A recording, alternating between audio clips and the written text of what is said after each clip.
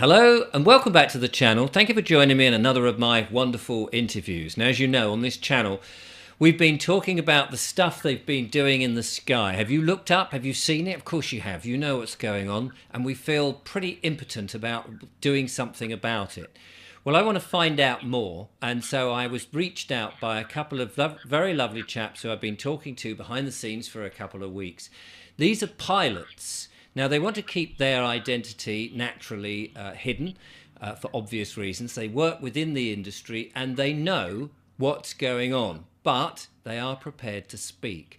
And this is a chance for you and I to find out a little more about the real murky world of the chemtrails, the climate engineering, the stuff they're doing in the skies. So, ladies and gentlemen, I'm only going to give you their first names, and we've also digitized their voices, and if it's not digitized enough, you may find that even my voice has been digitized in order to protect their identity. So I hope you'll bear with us. So first of all, I'd like to introduce Eve.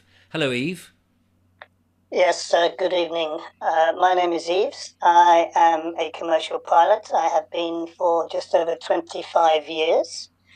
I flew 10 years in freight and then the rest of 15 years on business jets. And so I have extensively traveled all around Europe, America, Canada, the Middle East, and as far as Singapore. And I'm based in Frankfurt. And my original country is Belgium. Thank you very much, Eves. And the second pilot who we're going to talk to is Russ. Hello, Russ. Hello, Richard. Thanks for having us on your show. I'm Russ. I've had a lifetime in aviation, starting off firstly in the military. Then I moved on to commercial flights, which include passengers and cargo.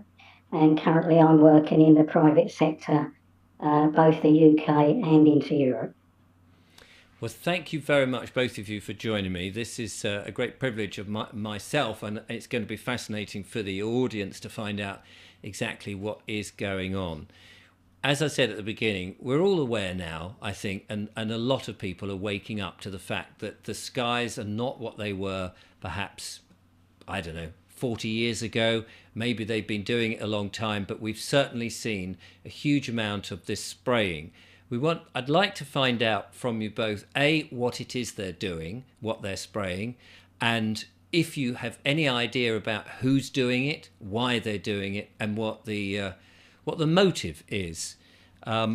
These are some of the questions. And then, of course, finally, what we can do to put an end to this. Because if we're all breathing in whatever is being sprayed, that potentially is damaging our health.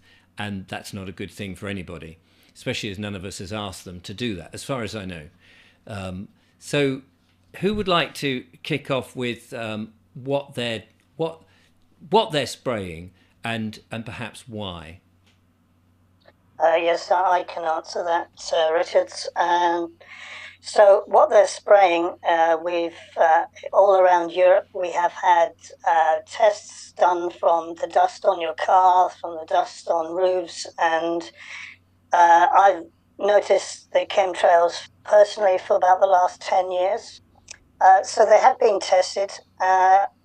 If you go onto a website that I'll give you initially, it is geoengineeringwatch.org. That's geoengineeringwatch.org.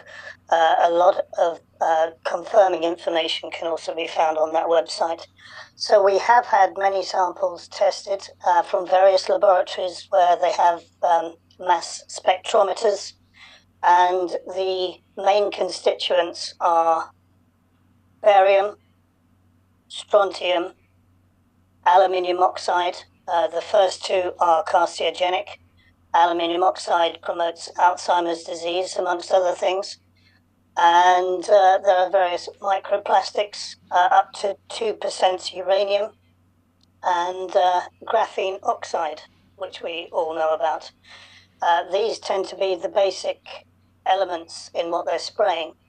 The justification for it, they say, and we're talking the New World Order, globalists, etc., is to dim the sun, because it's climate change or whatever they want to call it next week, is to dim the sun and to insidiously poison everything. It is the depopulation program. It all leads back to that. It leads back to the World Health Organization. It leads back to the WEF, the WEF at Davos, and the main players who are sponsoring this are the Bill Gates Foundation and various others. But this is in their Agenda 2030, in the Agenda 2021. It's well documented in the Johns Hopkins University agendas. They are all publicly available. So it essentially does two things. It is to block out the sun and to insidiously poison everything. And just by blocking out the sun, of course, you're actually depleting the amount of vitamin D that people can receive, and also, of course, prohibiting plants from growing, and if not plants, then animals, and consequently humans. Precisely, and yes, it's the the animals are eating the grass. It's in the grass. We've been speaking to a lot of farmers. As I say, I'm from Belgium, and a lot of the farmers there are reporting all sorts of problems with animals, particularly newborn animals such as lambs. And yes, it's starting to affect everything, and it is insidious. And of course, your doctor, when you have something wrong, they have no idea where it's from. Yes, and this has been going, we know, from at least the 1940s, but I've had reports that hot air balloons were sort of mucking about with weather testing in the 1880s or something. Yes, also it's in the public domain. If people search for this, there are hundreds of geoengineering patents have been applied for by a variety of companies from around the world. And again, it takes a bit of research, but if you do the research, you'll find that the main sponsors for a lot of these companies all go back to the same sources, which is some of the Soros foundations, the Bill Gates foundations, and so on. It gets a little bit more involved because with a lot of the metal particulates in what they're spraying, both at around about 10 to 15,000 feet, the higher level altitude spray that they're doing is mainly contaminants in the fuel. We dismissed that to begin with because we thought the hot section of the engine will just melt everything, but in actual fact what they're putting into the fuel it has a higher melting point of around about 900 degrees, and hot sections of the engines tend to burn at around 700 to 800 degrees. So, but much of these spray applications that you can see aircraft doing actually doesn't go through the fuel. Some of it's in the fuel, a very small amounts, but a lot of it is actually external nozzles. So HAARP, which I think everybody has now heard about, there are various sites around the world. This is high frequency, but they're using thousands of watts. So it does affect the ionosphere, and having the metal particulates in the ionosphere already, they can then cause different pressure or heat domes, as they call it, which then manipulates the jet stream, which then picks up more water as it has a longer sea track, and then when they collapse the heat dome, the jet stream then comes over the UK, over Northern Europe, and we have 2 to 3 times the normal rainfall. This is all done by design. When people look up and they see the aircraft flying overhead, the immediate thought, I suppose, to many who are awake to what's going on, is that these have been either fitted covertly or with the pilot's knowledge to normal commercial flights. Is that the case, or are these special aeroplanes doing this? It's a mixture of both, actually. The initial culprits were freighter aircraft that have been converted. We've done a lot of research into this in Europe, and we're finding there's a company who supply freighter aircraft called ASL. They have actually supplied some of these companies some of these aircraft, leased some of these aircraft to various companies around Europe, freighter companies who then apply for the conversions, which are fairly simple to do. In the UK, there's a couple of companies that we've also been keeping an eye on. They very simply have either a roll-on, roll-off system, which is containerized like a freighter aircraft would normally have. So it's a pallet with a pump, wiring, a container with the chemicals in. They get loaded onto the aircraft, they get slotted into position, an engineer will connect them all up, and he'll get airborne. The other aircraft have permanent tanks already fitted, and again, they're deliberately and willfully fitted. So the CAA in each country have approved these systems, so the CAA know about what they're doing. We've also looked into the company's air operators certificates, and some of these companies have more than one. And some of them, for instance, are allowed to spray their oil spill response. Their legitimacy is that they can spray detergents low level over the sea onto an oil slick. But in actual fact, when you think, well, how many oil slicks were there around Europe or around the world in the last 20 years, it's been minimal. So that raised my suspicion. That's how I got onto this many years ago. The AOC also says that some of these operators can spray pesticides over wooded areas, and clearly that's in violation of the AOC because most cities don't have wooded areas. So yeah, it's been going on for quite some time. It's just that we're now starting to notice. So let me bring Russ on, if I may. Russ, where I am, down on the south coast near Brighton, we're clearly very close to Gatwick Airport, so we see a lot of planes going overhead. Some days more than others are obviously spraying. Some have your contrails, and you can easily tell the difference. How many planes, Russ, are operating this, and are they operating over, let's just take Great Britain, I'm sure they're operating across the rest of the world with other contracts, etc. But how many planes are operating in any one time? Well, it's very difficult to know the exact numbers, Richard, but through our investigation, it's clear that they tend to operate in a set pattern. That set pattern, you have to understand, is all controlled by international as well as the UK Air Traffic Service. We also know that they are talking to the military operators. The National Air Traffic Service, NATS as it's called, both military and civil operators actually sit side by side in one control room. What happens is a flight plan would be filed. They would then have the prior knowledge of the routes that these aircraft are going to take, altitude, speed, direction, etc. And what we're finding, and this is very important for your viewers to understand, many people use the flight tracking apps, in particular Flight Radar 24. There are others out there, but it's been proven that these do not deliberately, they are being blocked from, the customers being blocked from seeing the aircraft flying. That's why you can look out in the sky and physically see, the big grid patterns building as these planes are flying non-commercial routes. They're not flying the normal patterns that anybody can get hold of an aviation route chart and have a look at where they should be. They're not following these flight paths, but they're being controlled by both military and civil controllers. What they're doing is they obviously can see the aircraft for safety reasons and to keep them, get them through. But the problem is that the apps won't let Joe Public see them.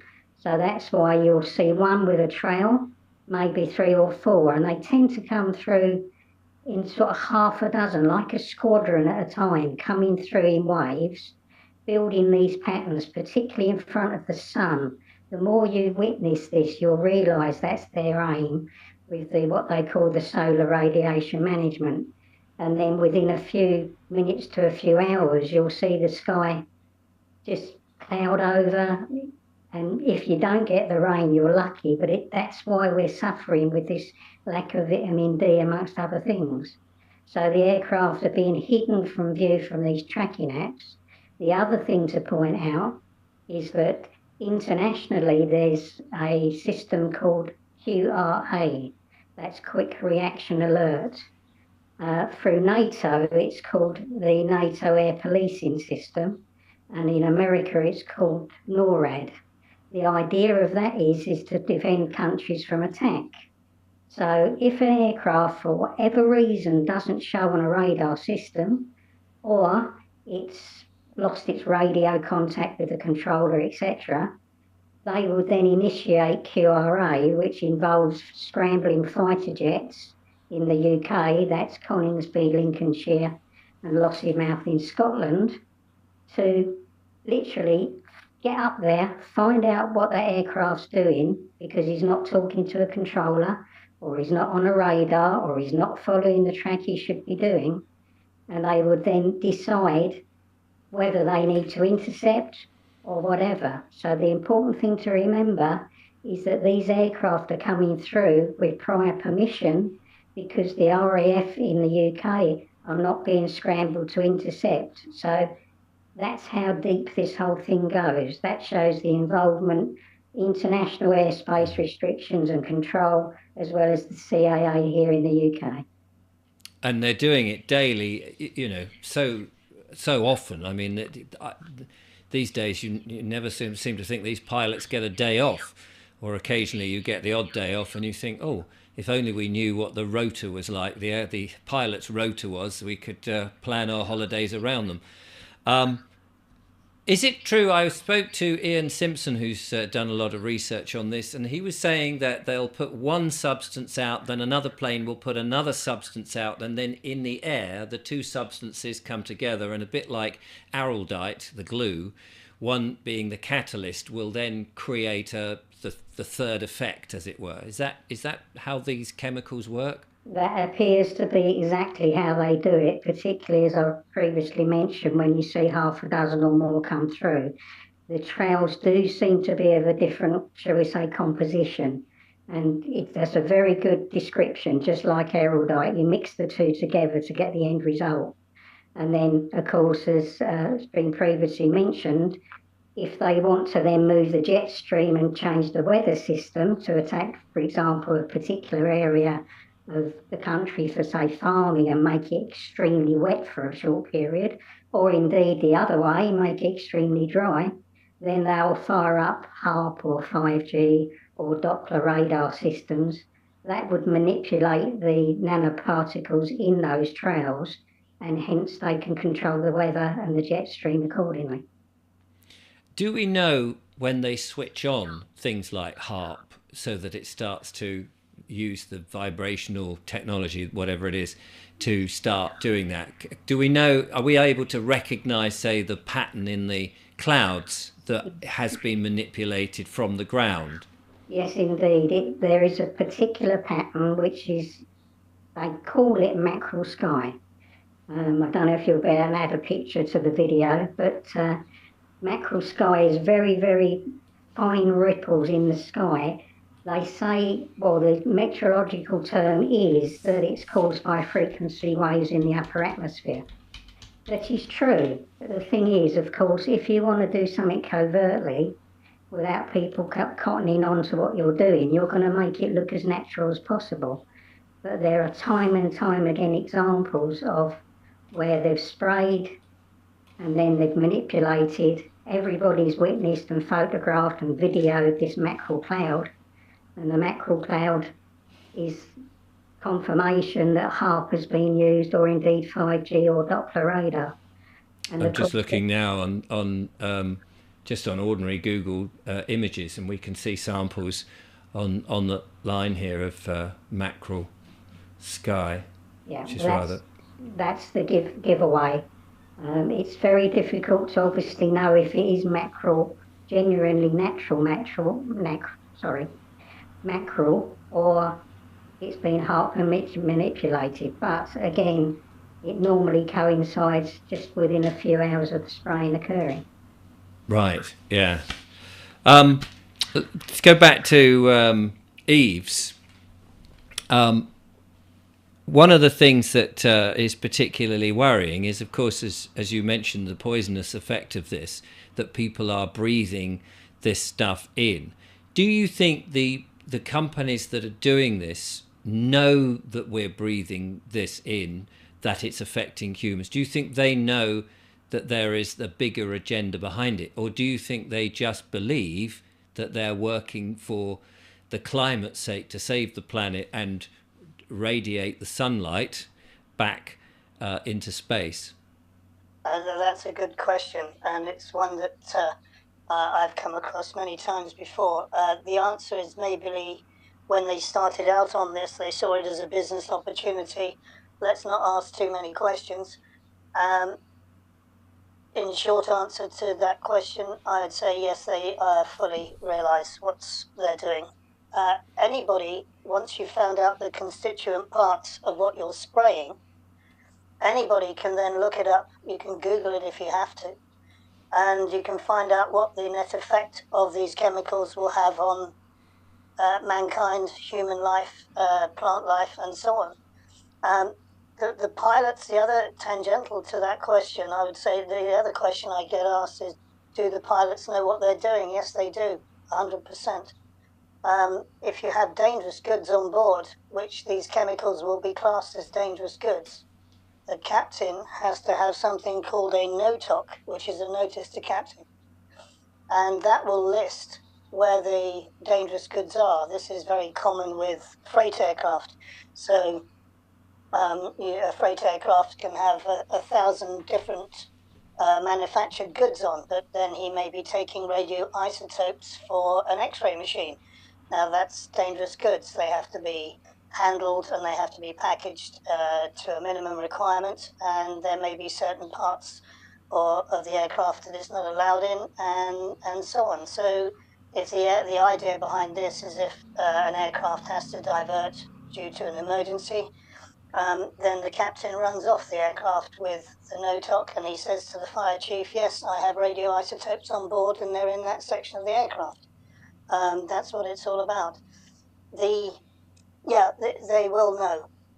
They will know. Plus the fact, to take that a little further, we found out that in Europe, about 2/3 of the chemicals come from America and about 1/3 of the chemicals come from India. And there are various companies bringing them in. The military, we also believe, are bringing them in. As I said before, I'm from Belgium, and there's a base there, Zoetermeer, and they've been operating, the military have been spraying for quite some time. In fact, the military have been spraying a lot longer than the civil operators. Civil operators have probably been in the last 20 years, and they've upped it in the last 4 to 5. But the military before that, the pilots know what they're spraying. Not only the pilots then, but presumably the rest of the people involved, the ground crew that would be loading the chemicals, the manufacturers of the chemicals must have an inkling of where this stuff is going. All the people associated with the app and the military themselves, they must surely be aware that they are breathing this stuff in an everyday way, not necessarily at work, but sitting in their garden on a day off going, oh, they're up above. They must have an inkling that they are slowly poisoning themselves, haven't they? Excellent question, yes. You would have thought that people would have worked that out by now. The access to, the whole system is very cleverly designed. A lot of these freight companies, particularly the dedicated ones who are just spraying us and not taking freight, they have a very strict code, standard operating procedures. You'll find that a lot of these pilots are ex-military, so they would have signed their country's Official Secrets Act. They know how to keep their mouths shut. The engineers that work on these aeroplanes typically are ex-military. Again, the same rules apply. The suppliers of the chemicals, their chemicals are used for whatever. They probably don't ask too many questions. The people that mix them, yes, they will know for sure, but there'll be very few. And again, they'll be under very strict contracts of non-disclosure agreements and so on. It's very well organized, but the amount of people doing the handling will be minimum. What we have noticed is that the point of entry for a lot of these chemicals tend to be larger airfields because they're being brought in by 747s or heavy military jets. They are then distributed to smaller airfields, presumably by road. Airfields, I'm going to mention a couple of in the UK, for instance. Cardiff is a good one because the public really can't see anything of the airfield. They've got some hangarage there where if any aircraft are between the hangars, again, the public can't see this. So it's ideal for these operators to use these type of airfields where they can't be seen. And these people who are doing this and handling this, on the lower sort of ranks, presumably they also have wives and children that they must be aware they're also poisoning. I mean, it does seem crazy that these people, but maybe these people have been selected that they don't have any family or don't give a monkey's about their family and their mothers and fathers and so on. Despite the fact that it may be a small number. Yeah, it's a bit of a mixture, Richard. I mean, I fly business jets, so I've been to many different airfields in the UK and all around Europe. And talking to a lot of the ground handling agents, some of whom obviously will deal with these chemicals, the amount of people that are allowed to deal with them will be absolute minimal. They are being told not to ask questions and just to get on with their job, and the usual threat is that they would be sacked if they do get involved or they want to ask too many questions. That's standard, seems to be standard. But what has shocked me is the amount of people that are working at the airports that just don't seem to be aware of their environment. Typically, I saw a very unusual aircraft which was out of base. It was a Delta aircraft, and it was at Manchester Airport. Now, Delta, I know, do not fly into Manchester, and it was an Airbus A330, and I know full well, as many people do, that there is an Airbus going around with the Delta livery, and it's got Delta written underneath it, and with an American registration.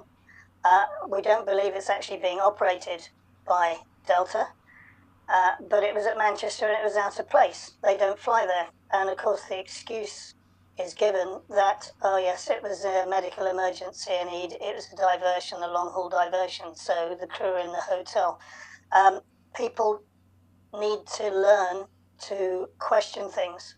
And one of the things that I know, well, we know many people who are now starting to inquire about this. It's difficult because the intelligence that we need is people who work at airports, air traffic controllers. We need them to speak up. We know their jobs are being threatened. I've spoken to one or two air traffic controllers and they've said, yeah, we can't talk about certain things. And they won't because they're so scared of losing their jobs. But we do need more registrations. We do need them to start speaking up. The amount of people, as I said before, who deal with these particular packages, these chemicals, are absolutely minimum. I think they just blindly do their job, which is very sad. But yes, you're right, they're breathing them in.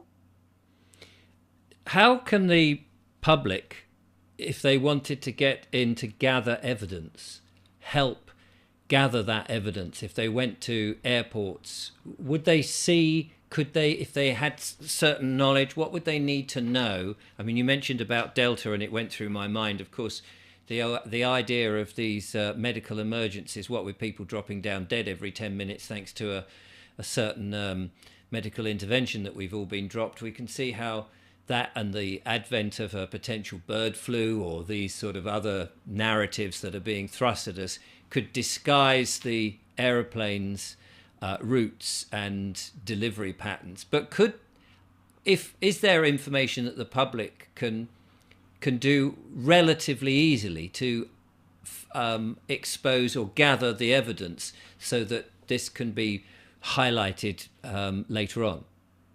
Yes, there's a lot of things they can do. So, number one, now you know about it, please be more attentive.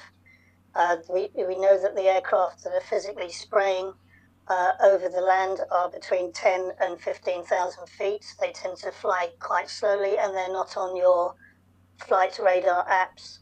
So if you have anybody with a good camera or a good camera phone, or indeed a telephoto lens, somebody who's a photographer, photographs of these aircraft with location, time, date, distance, the direction that they're flying. When they go to the airports, anything unusual equipment. For instance, some of these freighters are out of place. The key thing is somebody must know somebody who works at an airport. That's really key. And what we're going to do is we're just asking anybody that works at an airport, it's your next door neighbor, it's your friend down the road. Ask them. Now there's a little trick that they can do. As I said, don't tell me, just write it down. So if they get a registration of an aircraft or something like this, it's just to be more attentive. The other thing we would say is over the sea, they're spraying the sea as well. We know this. They tend to drop down to around about 5,000 feet. And we've noticed various places, particularly the Pacific Ocean. You can actually see the chemtrails with some of the live satellite feeds that you can get. We also know that they've been spraying over the stretch of water between, I think it's Cornwall and Devon, I think it is, and the South Wales coast at 5,000 feet. So fishermen, farmers, everybody, yes, just pay more attention. Photographs, and there's plenty of websites out there now that you can actually go and post these on. One of the things I suggested, and I've yet to compile it because I haven't really got enough good ones to put on the show, unfortunately, because it all takes a bit of time, would be time-lapse photography, getting a camera, setting it up, and then over a period of hours, or even an hour or so, show how the aeroplanes have come into the sky, and then watch the formation of the clouds to prove exactly what's happening. If lots of people were doing that and posting those images so that more people could see the impact of that, would that help? Yes, it would greatly, particularly if there's a timestamp on the video. Yes, absolutely. Let's go back to Russ. One of the things that has been given to me as a alternative solution, or suggestion rather, is that what we're seeing is the amount of pollution over the last, what should we say, 80, 90, 100 years since planes have been flying, that it's actually the fact that it's whatever the aeroplane fuel is, diesel, petrol, whatever it is, and it's the accumulation of that up in the atmosphere. Is that even possible, or is that complete nonsense?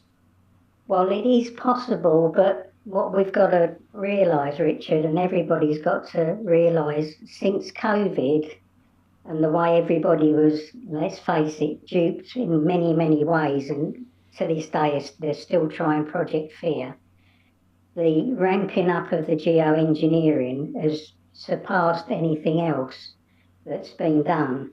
Yes, the percentage of what's in the sky is genuine contrails, but now I would say it's definitely more like 96, 97, maybe even 98% of the lines you're seeing in the sky is this poison.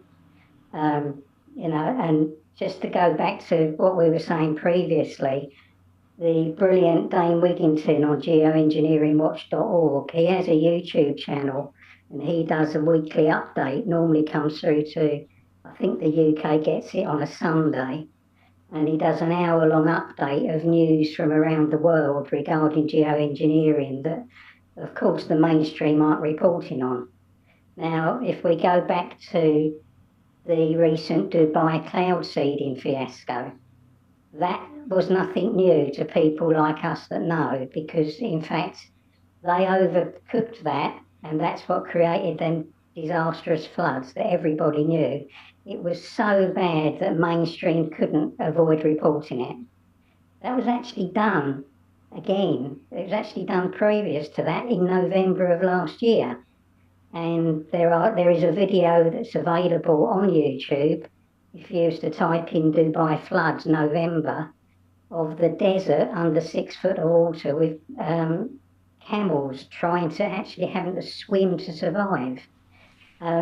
What they're doing, they're also, like they did with COVID in a particular way, they're saying to people, it's not what you're seeing.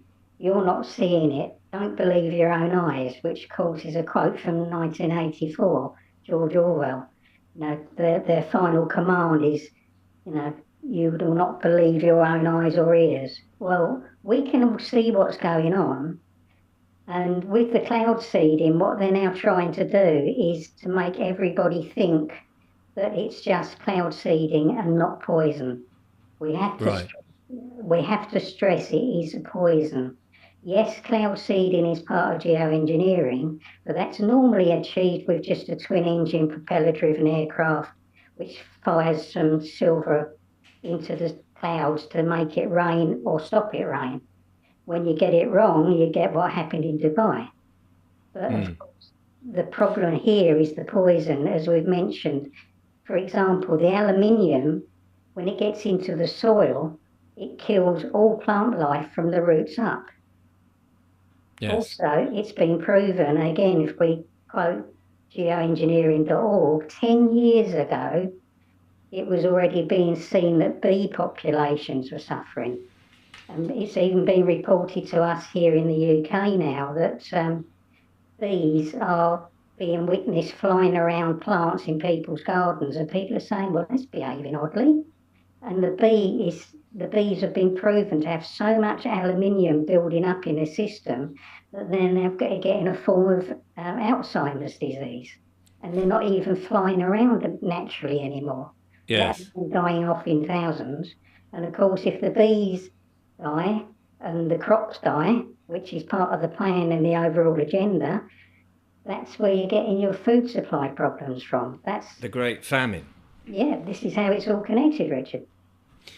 The MPs say, and people have sent me freedom of information requests, or they've been in touch with their MPs and said, you know, we know what's going on. The MPs keep saying, no, this is part of the, if it's happening at all, they'll come out with the same story, that it is to dim the sky, to radiate, to save the planet, and all of that, which may well, you know, as we've discussed, is part of the story, or is the cover story, literally a cover story. However, none of us have been asked to have our consent to this. They've just done it anyway. Surely there ought to be in the manifestos, particularly now with the next election. Do you think it would be, and I did make a video on this, that the MPs should be asked if they are going to be doing this and continuing to do this, if they want our vote, and if they are going to do it, perhaps we should be saying, well, I'm not going to vote for you because I've not consented to have anything sprayed in the sky. No matter what it is, it's going to come down at some point and we're going to breathe it in. Do you think blitzing MPs and potential MPs and all these candidates getting in is a sensible suggestion to get them to promise to campaign against it, or to say that people don't want it? I think, if I can jump in here, I think that's an excellent idea. I know that the people have actually been serving notices on their MPs along those lines. The MPs would just like to establish these, it's the same pretty much for the UK and around Europe. A standard letter comes back and the MPs will not go back to the foundations, which is the Paris Climate Accord in 2015, which all member states signed an agreement saying that this is what they would go ahead and undertake the geoengineering. None of us had a say in that. But the MP will find some comfort under the false legitimacy of this Paris Climate Accord. Now, the Paris Climate Accord is totally based on fraud. You won't get the MPs to go beyond that. They'll say, no, everything we're doing is in accordance with. So the fact is, we know that it's based on fraud because we know the CO2 levels. They've lied about it. We know all that. To go to your MP and say, what would you do? What is your take on this? That is a very, very searching question. And I think when MPs realise now that if they are in any way going to support this, they're not going to get a vote, they have a choice. They either genuinely change their minds about something and campaign actively against it, and I think you'll find a lot of MPs won't, because I think a lot of them we've found that have been either, I've got to say this carefully, there's been inducements and they're paid for. However that inducement has been, they're paid for. So that effectively will be the end of their career. So they're actually driving themselves into a hard corner, and it's organic. But people should be asking their MPs that precise question, yes. I mean, presumably once they've been put on notice and they've been told this is what's going on and here is the evidence as we can present it, if they are complicit with that, that is the complicit, that they are then complicit to effectively, and I don't like to say this, but murder. Accessory after the fact, yes. I think a lot of people, including myself, gave our local MPs the benefit of the doubt. I certainly did about 5 years ago, and that's called, if they were trying to do something and it's gone wrong, but it was done in innocence, that's misfeasance. This is the Black's Law Dictionary now. Malfeasance is when they know they're doing something wrong, or they've been told they've been doing something wrong with evidence, and they continue to do it. It's now willful, it's malicious, that's malfeasance in public office. That's a very serious offence.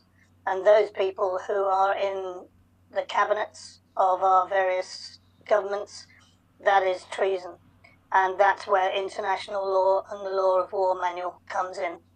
And it doesn't matter what agreements these companies have got with the government saying that they cannot be sued or they cannot be pursued.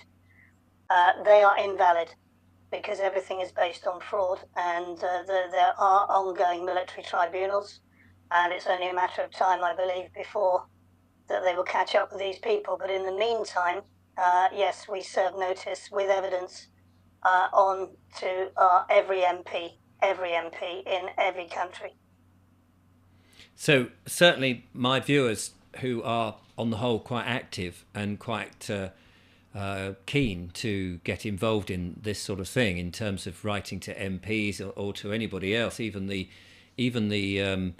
companies that are doing this to show their disapproval or to show their anger in an honourable way on paper, to say we know what you're doing and we're putting you on notice, that they could certainly get their pens warmed up, as it were, to get in touch and show the evidence. And you've pointed to Dane Wigington's site at geoengineeringwatch.org, which as a good site. I know, again, I'm referencing Ian Simpson because I've had him on the show fairly recently. I've also had Dane on the show a couple of times. Ian's take was that we would have to have some form of legal case to make this into a precedent. I'm not 100% clear how you would do that, but do you think that is a way of stopping this that nobody actually wants or nobody's asked for, or is there a better way? That is a way. It is an option for us. The only issues that we have discussed this at length. And by the way, I just want to say at this point that we're not lone soldiers fortunately, there are more and more people waking up in the aviation industry.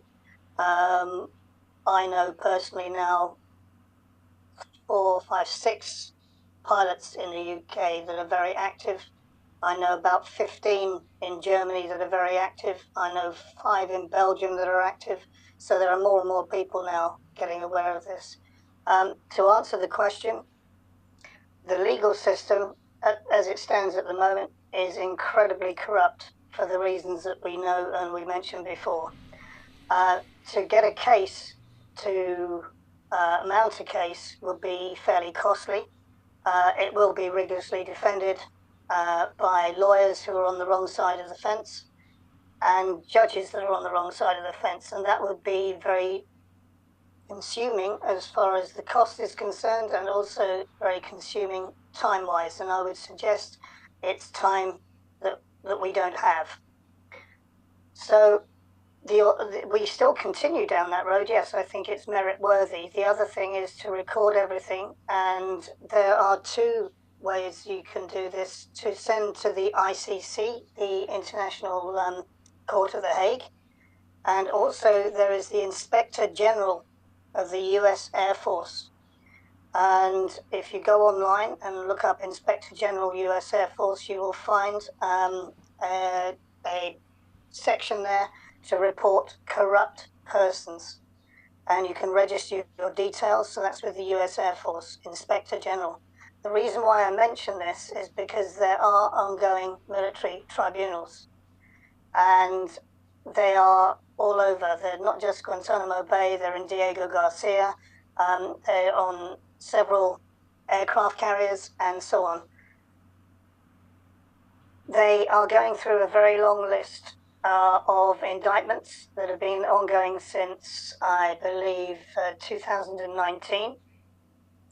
Once they've almost gone through all of them, and they are estimating 8.5 million further indictments for, shall we say, middle and lower management. And this will be everybody that has been proven to be conducting operations which are considered crimes against humanity. And chemical spraying of people is crimes against humanity. No 2 ways about it. We see this daily. Every time we get airborne, almost every day, we see them in the sky. And I have a trick where I switch off my air conditioning. You have to do it very carefully because of the pressure on the ears. But I will not have any of the air conditioning working as we're flying through the levels where these chemtrails are in. And as I say, they're generally between 10 and 15,000 feet. What does it look like, just as a matter of interest? I haven't been in an aeroplane for some time. What does it look like when you're flying above these trails being laid? We see them from the ground and they look like lines. Do they have height, these things, as the various weight of the particulates drop to make it into more like a vertical ribbon? Yeah, so as you get different perspectives as you're taking off or as you're coming into land. So taking off, yes, you can see that you normally burst through a cloud layer, and yes, there they are. So I do my best to avoid them. And if we've been given a heading to steer, then if it's going to take me right through one, I will ask air traffic if I have the time to 10 degrees left, 10 degrees right to avoid. They normally grant me this unless you're in busy airspace like Frankfurt, and then the standard instrument departure is the departure because there's so many other airplanes around, so you can't always avoid them. From above, you get a better perspective, providing there's no intermediate cloud layers. And yes, you can see the extensive way they're flying them. You can't see them. You can't see the particulates because a lot of them are nano as well as micro. But you can see where previous ones were and how they've spread out, certainly, yeah. But you get a better perspective when you're above them. I assume that somewhere online there are photographs from above to show it, and that sort of thing would be quite useful, I suppose, if anybody's going on holiday or in an aircraft and can take pictures of like that, just to give us a different perspective, because I think when you're on the ground, they can seem, perhaps to the ordinary layman, innocuous, but once you know what they are, and I'm just looking at that picture that's next to me at this very moment. I mean, the amount of stuff that's in the sky there, and you know then it's all these heavy metals which should not be anywhere near our lungs and in our bodies.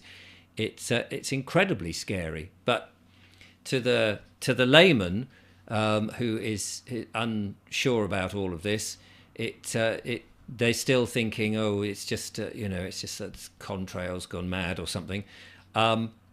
But from above, do you get a feeling that they're bigger, thicker, deeper, more complex?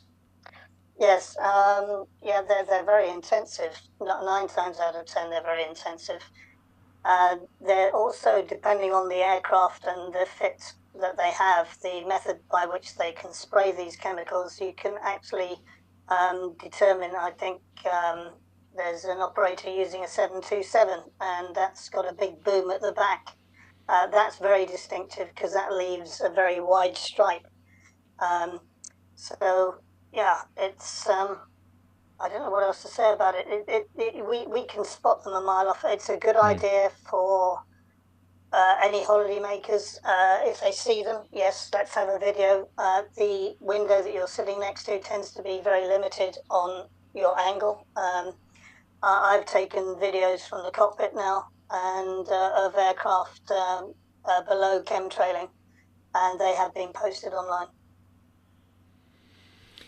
What do you think, we're sort of running out of time now, what do you think the outcome is to prevent this and to stop it? And how long do you think we have before the effects of this have really ramped up so much? I mean, it's so difficult now to tell what's making people ill because we live in so much poison with the EMFs of our business world and home world, with 5G or the normal 4G and all of that going on. A certain chemical that's been injected into people because they were frightened of a certain virus, and now water pollution that we know is happening, and the skies. I mean, everything is against us. But do you think that, and we've seen this particular, that from the winter till this point, it still feels like winter because the temperature drops as soon as those clouds come over by several degrees, which is extremely noticeable. There's no warmth in the atmosphere that you would normally get, which does seem to be characteristic of it. Is there a positive outcome? Either of Russ or Eve. I'll let Russ answer that one first. Definitely a positive outcome if we can all get together to save humanity by just looking up at the sky, taking the pictures, taking the video that we've already discussed, making people aware that what they used to see in the sky when they were younger is no longer there. Where's your blue sky? Where's your sunshine? Why does it sometimes, when it's cloudy, when you go outside, it smells? You can smell the atmosphere. You know something's not right. Just get people to look up, question things. The more we get people that are awake and spread this knowledge, then we can defeat it. I can't give you a time scale, but we will prevail. I promise you that. I'd like to add to that. I totally agree with what Russ is saying. And let's not forget, we have been enslaved, definitely been enslaved with everything, taxes and everything, and the whole system is changing. Just on a bit of a spiritual side, we have God-given rights, and no man has any right to take those rights away. No one. So it will be defeated. It will be defeated. And the earth and nature does have a wonderful way of recovery. It's historically, that's always been the case. So we do need everybody to be vigilant, put in what you can. Facebook has been actually exploded with people's posts and so on, but equally, sadly, there are these shills out there that are obviously hired guns to spread disinformation. They're very clever in the way they can do it. It can be very subtle. and they're just there to make you angry and hopefully dissuade you from continuing. No, we need to march through this, and so we need any bits of information. Never think that any information that you have might be too small for anybody, because it's 9 times out of 10 it's the missing piece that we need. On a final note, I've got to ask you, because people have been talking about this for a long time now, or it seems the last few weeks, and it's become a bit trendy and a bit, I don't know, left of field. Organic white vinegar, the fumes of that, does that make any blind bit of difference, or is that just hopium? I've not tested it, so I can't really answer that one, I'm afraid, Richard. Have you tried it, Russ? No, not at all. I've obviously seen the posts and had conversations, but we've got no evidence that there's anything in it. But why not try it? If it makes you feel better and if you get the proof it works, then great. Shout about it from the rooftops. Absolutely. If anything, do give it a whirl. Listen, gentlemen, it's been an absolute joy and very, very fascinating for me and the listeners watching today. Thank you so much for your time and raising your heads above the parapet, albeit somewhat disguised as best we can.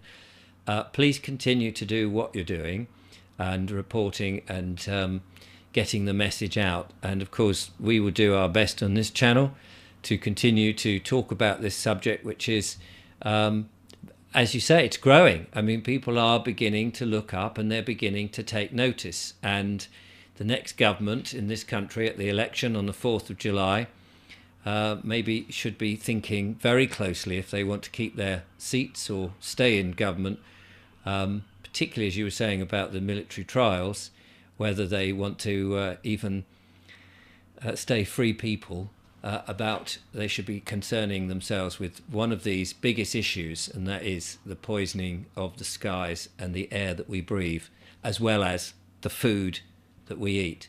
So I just want to say a big thank you for coming on and very much appreciate it. You're very welcome, and I just encourage all your listeners just to continue what you're doing and just do your own research. Absolutely. Yeah, thanks very much indeed, Richard, and we will prevail. Thank you so much. Well, there we are. That's Yves and Russ, pilots. They're telling us what they know and how they've been watching this over the last X many years, 10 years or more. And it's now up to us to continue their work by doing the best we can, making this as obvious as possible so that there is no option but to stop. I'll be back with more monologues and more wonderful guests, but in the meantime, thank you for watching. Till next time, from us all, goodbye.